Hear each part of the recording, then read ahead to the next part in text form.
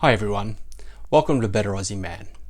I'm Chris, and today I want to talk to you about how you can automate your budget to allow you to get on the road to financial freedom.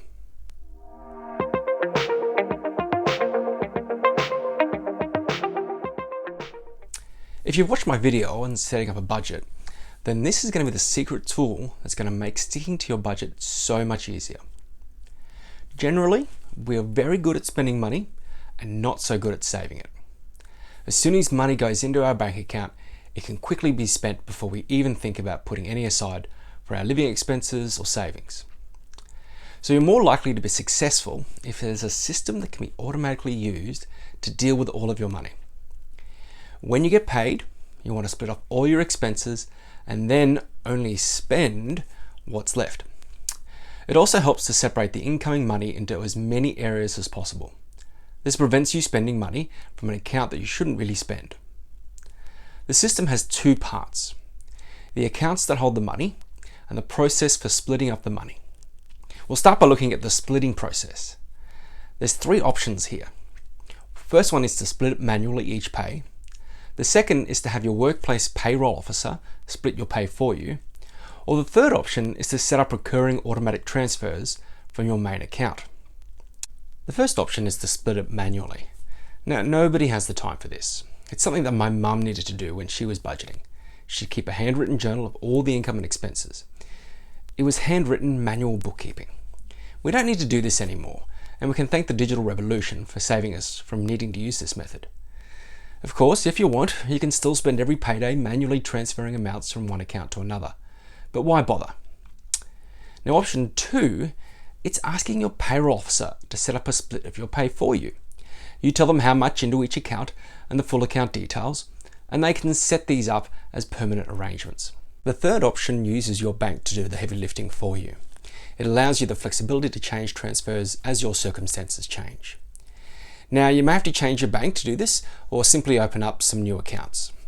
You'll want to look for two features: no or low monthly or annual fees. You work too hard for your money to give it away to a bank for something that another bank will do without a fee. Now, notice I haven't said free, but rather no fee or without a fee. This is because it's not free. The bank's actually making money off the money you have deposited in their account. They're loaning it out to other people and charging them interest at a higher level than they're paying you in interest. They pocket the difference. So the banks make money off their fee-free accounts. So there's no need to cry for them or think you're cheating them. You're not. The second feature you're looking for is sub-accounts or saving accounts or online savers. These allow you to link to a main account and can be set up very easily. A little bit of searching online will give you traditional banks as well as online-only banking options. And sometimes they're usually owned by the bigger banks anyway. Now, one of the best I've found and I use is the Suncorp Everyday account. For each of these accounts, you have 9 sub-accounts connected to this main account. I've set up 2 of these accounts and have 9 sub-accounts linked. This gives me 20 accounts to work with. Most people would probably get it by with just the one main account and the 9 sub-accounts. If you want to have more accounts, simply open another everyday account and set up the additional sub-accounts. Now, currently, Suncorp is also offering discounts and incentives for linking home loans and insurances to your accounts.